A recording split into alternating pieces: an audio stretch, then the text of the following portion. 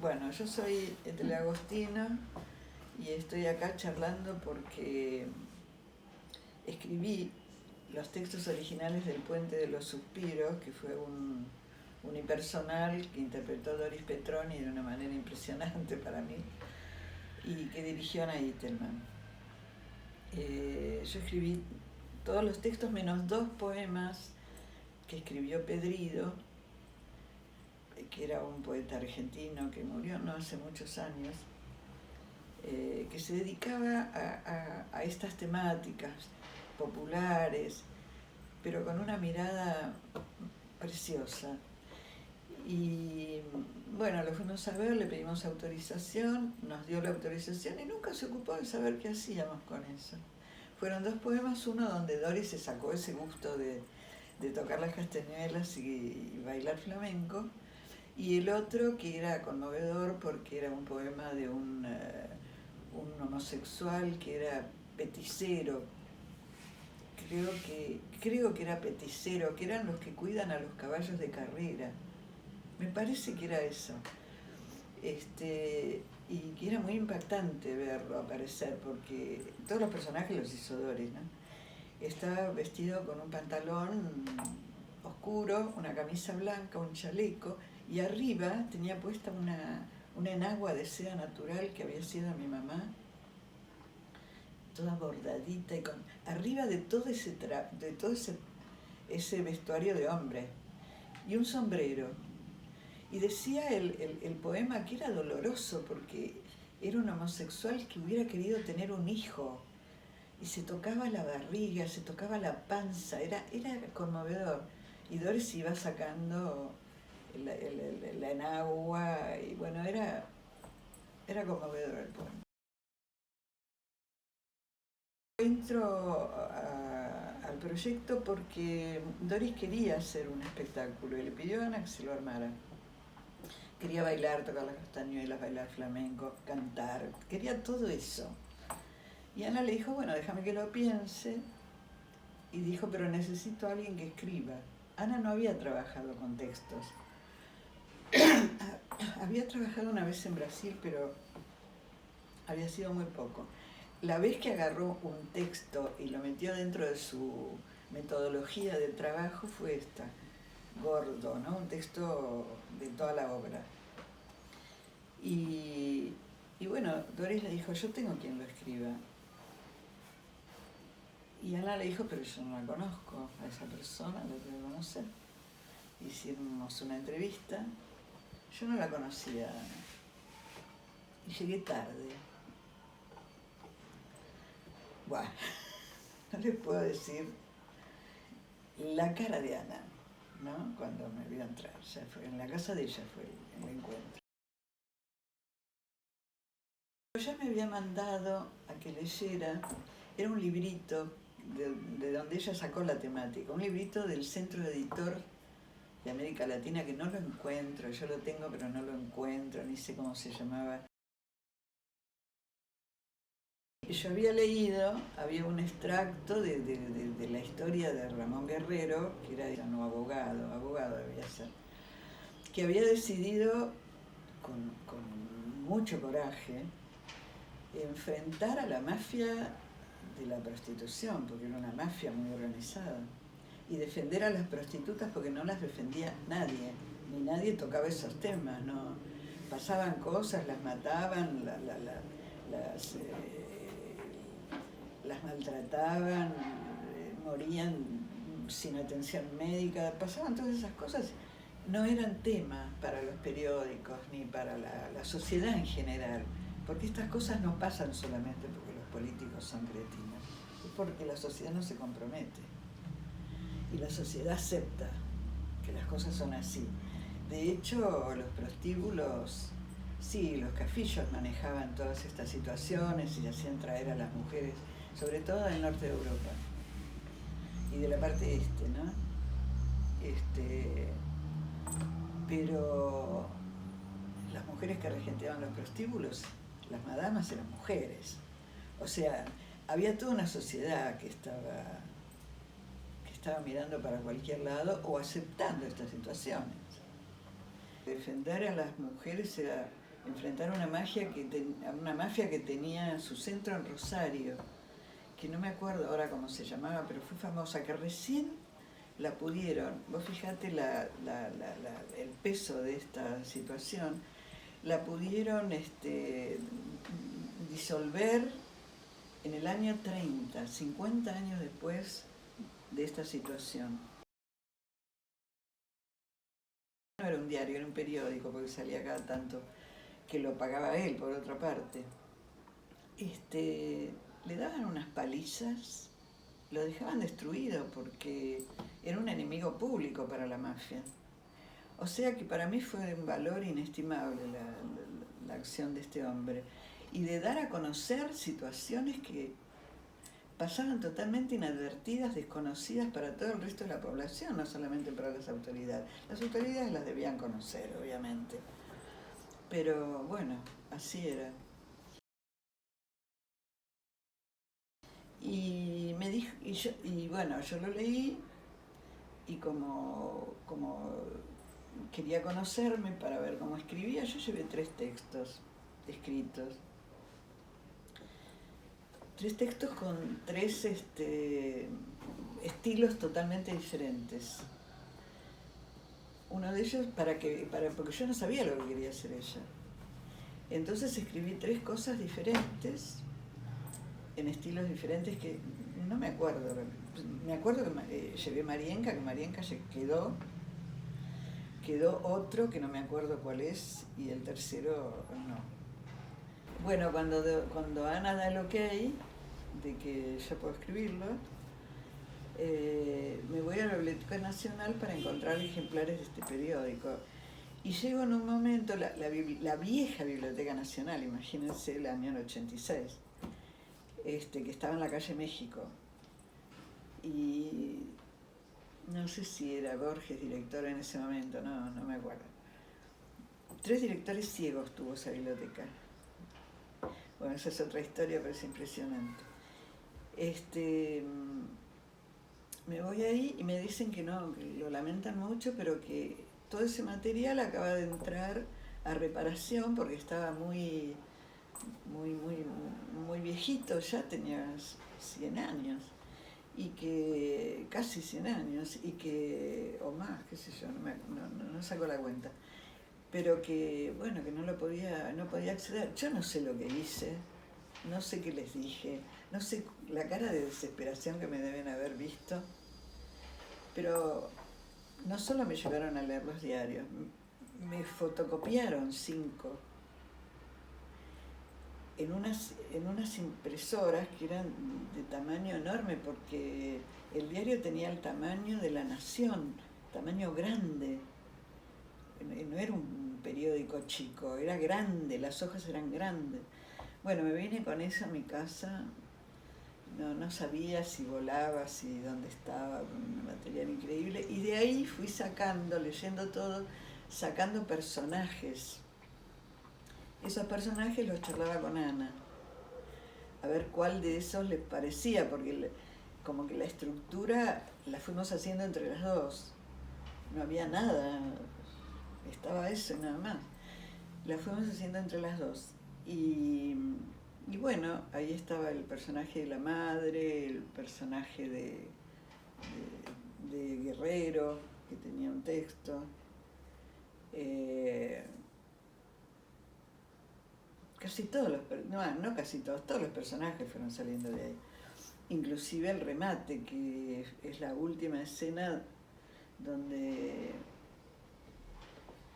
se remataban en el Politeama. El Politeama era un teatro que para carnaval se sacaban todas las butacas y se hacían los bailes ahí en el Politeama.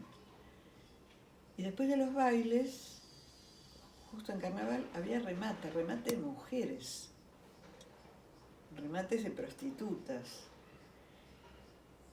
Y bueno, eso fue espantoso. Fue terrible hacer eso. Lo grabamos en el estudio de Horacio Corral, que era un músico de esos momentos, un tipo excepcional. Estaba acá cerca el estudio. y lo grabamos con todos los amigos varones que teníamos, que vinieron a decir todas las groserías que se decían cuando pasaban como en una pasarela sobre el escenario las prostitutas, y los rufianes estaban ahí apostando cuánto daban por cada una, como si estuvieran comprando una vaca, o como si estuvieran comprando, no sé, era terrible. Y bueno, así fuimos armando todo. Yo escribía, hice todo en 20 días, porque Ana se quería ir con todo el texto a Gesell con Doris para trabajarlo. No lo trabajó con Doris, pero lo trabajó sola. Me decía Doris que se acordaba de esa parte. Y bueno, arreglábamos cosas que a ella no le parecían o que no me parecían a mí. Fuimos puliendo todo. Hubo un texto que lo tuve que pelear mucho porque Ana no quería, que era el de Laurita, no quería niños. Y no, lo peleé, pero le llevé 2 versiones, bueno, hasta que al final esa quedó, la que quedó. Porque si bien es una versión realista, es una versión medio fantástica, no de lo que una criatura puede ver y apreciar y entender de eso que está pasando. Era una nena que estaba en un primer piso espiando el prostíbulo de su madre en planta baja. Y ella permanecía ahí, no la dejaban bajar nunca tenía contacto con las prostitutas, por lo menos cuando se abría el prostíbulo, ¿no? Y bueno, y ella espiaba por una ventanita y veía todo eso y lo interpretaba a su manera.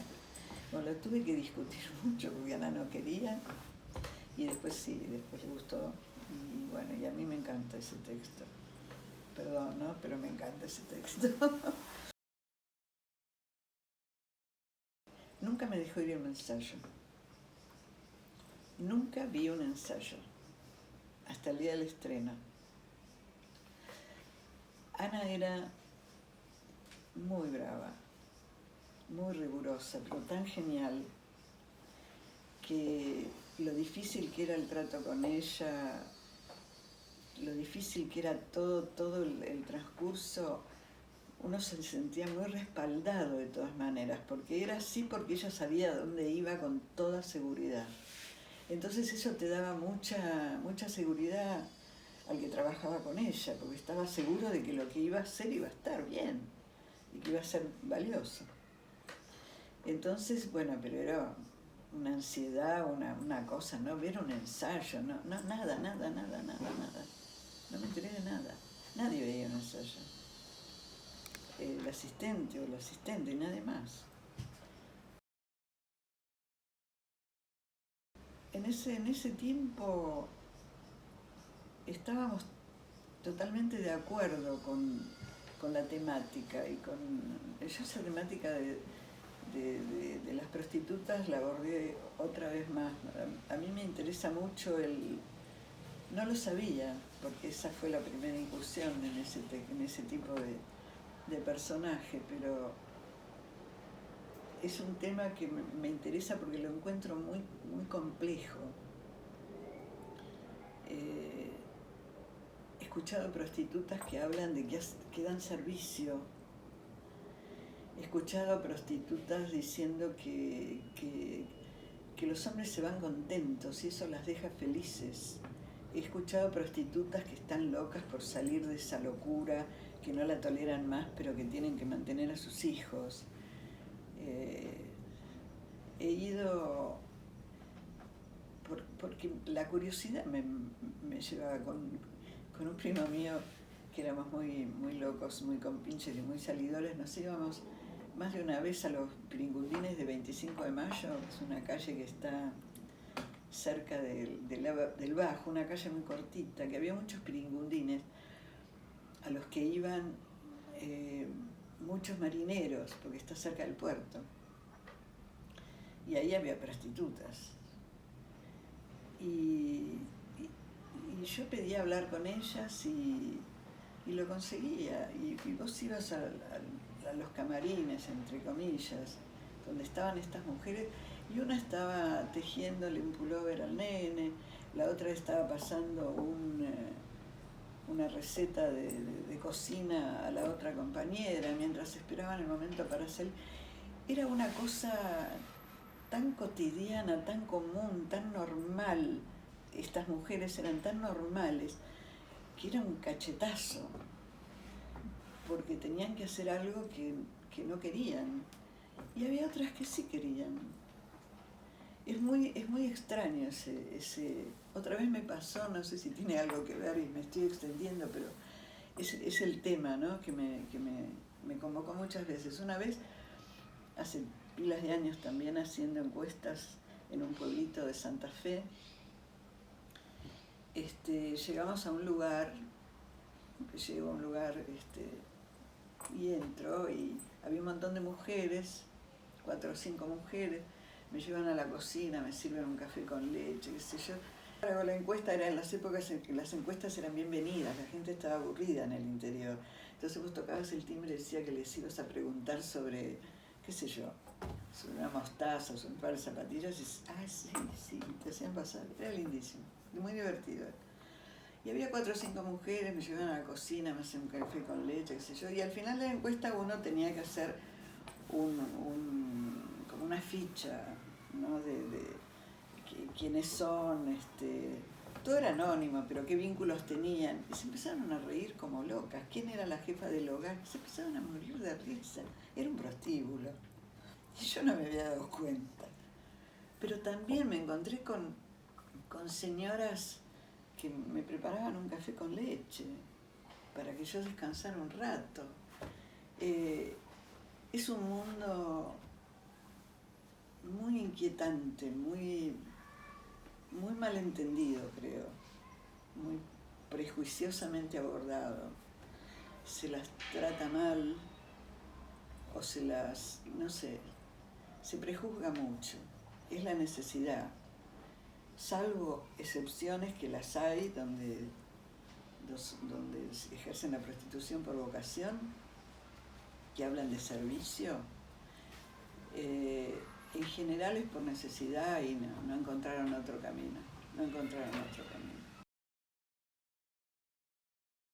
Eso era lo valioso de lo que hacía Guerrero, enfrentarse a la trata, porque defendiendo a las prostitutas atacaba a la trata, no solamente a la trata, atacaba a los políticos, atacaba a los intendentes, a los comisarios, a los jueces, todo el sistema, porque sabemos que la trata no está sola. La trata está apoyada por la política, por la economía, por montones de circunstancias. Es un entretejido bastante complejo de corrupción. Mira, fue muy rico para mí, fue muy gozoso, lo pasé muy bien. Cuando me conecté de nuevo con los textos, claro, habían sido todos unipersonales. Yo no había podido escribir ninguna escena, ningún diálogo. Entonces me produjo mucho placer desplegar algo que me había quedado y no había sabido cómo incorporarlo, porque cómo metía Ahora me doy cuenta que a lo mejor la escena del desayuno tiene que ver con aquella escena del prostíbulo de Santa Fe. Sí, debe haber tenido que ver, porque era todo así, todo normal, digamos, entre comillas. Y entonces me dio mucho placer poder escribir cosas donde había personajes, otros personajes que habían estado insinuados, digamos, pero que no habían tenido así expresión así, no habían estado afuera, estaban de lado, ¿viste? Se los mencionaba, como la ratita habla, qué sé yo, pero no habían podido, no tenían voz, así que me dio mucho placer. Y no sé, los inventé pensando en las posibilidades dramáticas de esas escenas. A mí me gustó mucho hacerlo. La que más me gusta de esas escenas la que más me movilizó fue la prostituta que inicia a un pibe de 14 años que lo lleva el tío, cosa que era muy frecuente en esos años, ¿no? Porque pudo sacar toda su parte maternal. Ahí es donde te digo que es muy complejo el mundo de la prostitución. Tiene muchas facetas que uno ignora totalmente y tenemos en general una idea muy cruda y muy cuadrada de lo que es una prostituta. Y me gustó mucho escribir esas escenas. Y me quedó una por escribir, porque me dio fiaca, no sé qué me pasaba en ese momento, que era transcribir un texto, porque mientras avanzaba la apuesta de Ana, nos dimos cuenta que mientras Doris se cambiaba atrás de una montaña de ropa, milimétricamente puesta en lugares porque tenía que sacar cada cosa, era una relojería, había un tiempito que quedaba vacío, no se puede quedar vacío el escenario de toda cosa. Entonces había textos que tenían una duración muy breve, que era el tiempo que Doris tardaba en cambiarse de ropa, y que eran algunos disparatados y locos y qué sé yo. Y me acuerdo, yo tenía chicos, y a veces no podía escribir en mi casa porque estaban alrededor y jorobaban y había que atenderlos. Y bueno, y entonces me iba a un boliche que estaba en La Croce y Cabildo, y me reía sola por las cosas que escribía, porque cuando estás conectado con un texto, con una situación, con una temática, es como que no sos vos la que escribe. Hay algo que te llueve, que se instala y que viene y sale por la mano, ¿viste? Y había cosas desopilantes, como la ladilla, que era desopilante. Y yo riéndome sola de esos disparates. O el Sensagetra, que es un texto todo escrito en lunfardo, con un diccionario chiquitito de lunfardo, y yo me guiaba por sustantivo, adjetivo y verbo, pero no sabía lo que escribía. Me tenía que sonar armonioso al oído. Y después lo traduje, y era una crítica al psicoanálisis. Pero lo traduje después de haberlo escrito y sin saber lo que escribía. Fue muy divertido eso. En el tintero el que me quedó fue llevar el Sensagetra, o sea, hacer quería poner a 4 personajes jugando ¿qué es lo que se juega a las cartas? Al truco, en un boliche, y hablando todo en lunfardo, menos las conexiones, las preposiciones, esas cosas que van en castellano. Obviamente, si no se entiende nada, pero igual es melódico, no. En Sensagetra no me importaba nada lo que estaba diciendo, no sabía lo que estaba diciendo, pero me sonaba lindo. Y después fue eso, fue una crítica al psicoanálisis o a los psicoanalistas, no me acuerdo, pero tenía que ver con eso. Sensagetra, Ojetudo, no me acuerdo cómo era, pero era muy lindo. Y no lo escribí no sé, me agarró la vagancia, no sé qué me agarró. O la di, pero andaba medio tirada en esos días. Y no lo escribí, me arrepentí después, porque me hubiera gustado mucho escribirlo.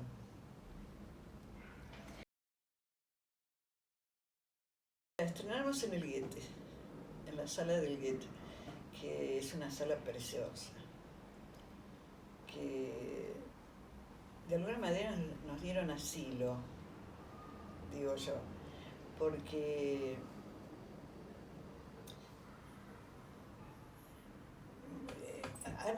Ana era coreógrafa y esto no se sabía dónde entraba, porque era una coreografía impresionante, pero no era una coreografía de danza, era una coreografía de textos dramáticos.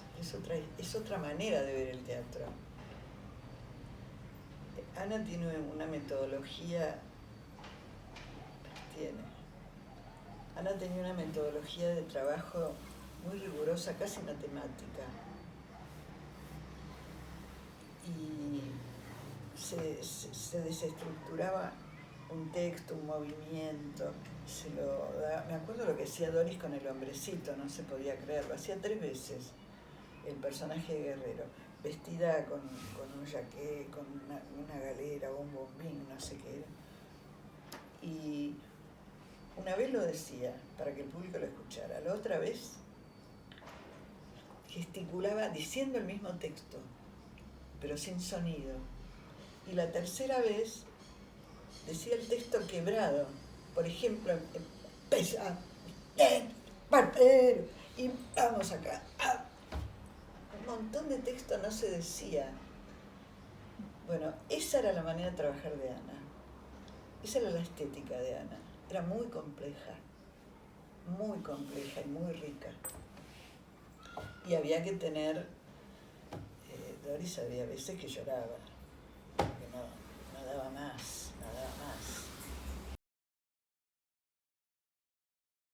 Y el estreno fue, bueno, para mí toda una sorpresa. Yo no tenía ni idea de lo que iba a ver. Sabía que iba a ser bueno, pero no tenía idea, porque nunca había visto un ensayo. Ana me engañaba, por ejemplo, para escribirla ahorita le dije, mira, decime qué pensás de una nena, cómo pensás ponerla. Entonces yo teniendo idea de la apuesta, me va a ser más fácil. Sentadita en una silla, me dijo. No se queda quieto un minuto. O sea, me engañaba asquerosamente. Pero yo entraba en ese engaño con todo placer. Fue una experiencia maravillosa trabajar con ella. Éramos ella y yo, ella y Doris, ella y la Cristina Moa, que hizo el vestuario y la escenografía. Ella y alguien. No había nadie más. Y así trabajaba Ana. Decir que como era tan fabuloso lo que hacía, bueno, nos aguantábamos que había que aguantar. Había que sostener, a veces te ibas mal de algún encuentro, porque no por las exigencias, pero sí porque quería más. Y bueno, y estaba bien que quisiera más, y apretara tuercas por todos lados. Estaba bien. Terminabas agradeciéndolo, pero durante el proceso, agarrate. Doris lo sufrió muchísimo más que yo. No, yo la tuve bastante fácil. Salvo 2 o 3 cosas complicadas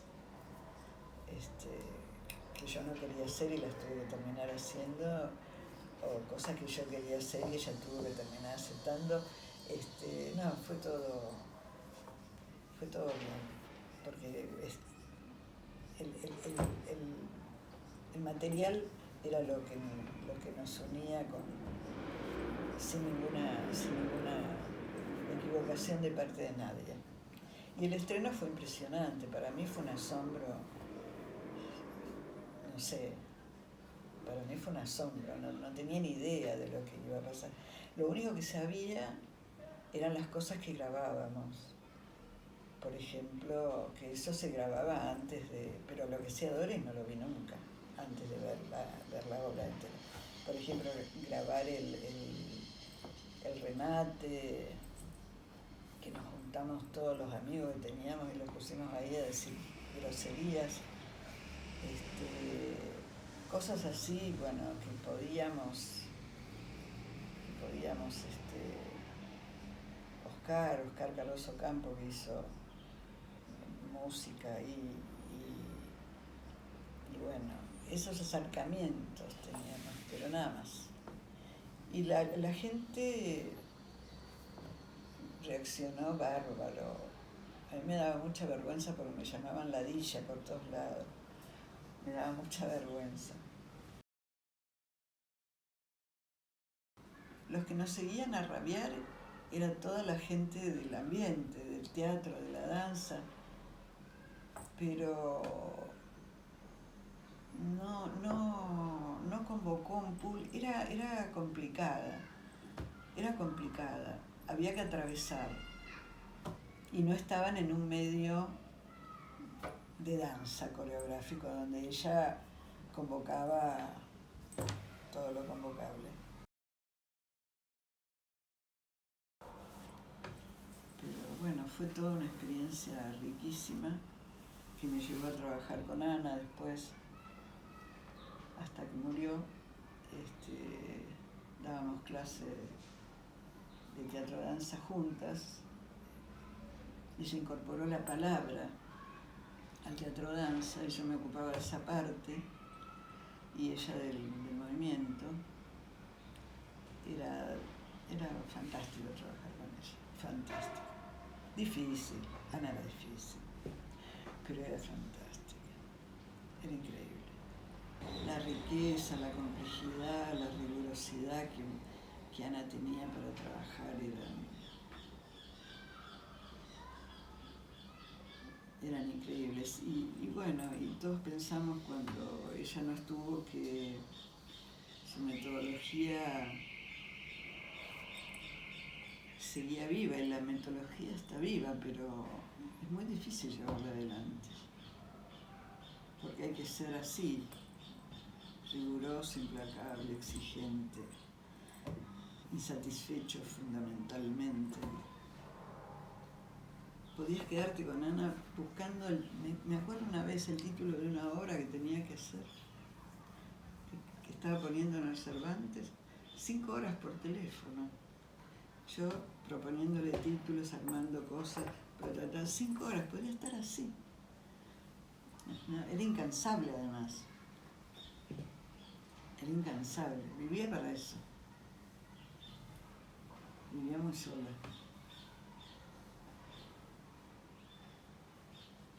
Fue muy difícil. Pero fue una experiencia maravillosa, hermosísima. Y la de ustedes me parece que es muy linda. Muy linda. Y yo me entregué, ¿no? O sea, acá están los textos, hagan lo que quieran, porque no soy yo la que maneja eso. Y me pareció muy lindo, muy lindo. Hubo cosas que hubo que sacar, no tenían, para radioteatro no tenían sentido los puentes, pero los puentes son muy divertidos, son preciosos, algunos son preciosos. Y bueno, agradecida a ustedes también, que sacan, reflotan algo que tuvo mucho amor, mucho trabajo, mucha entrega en su momento y agradecida.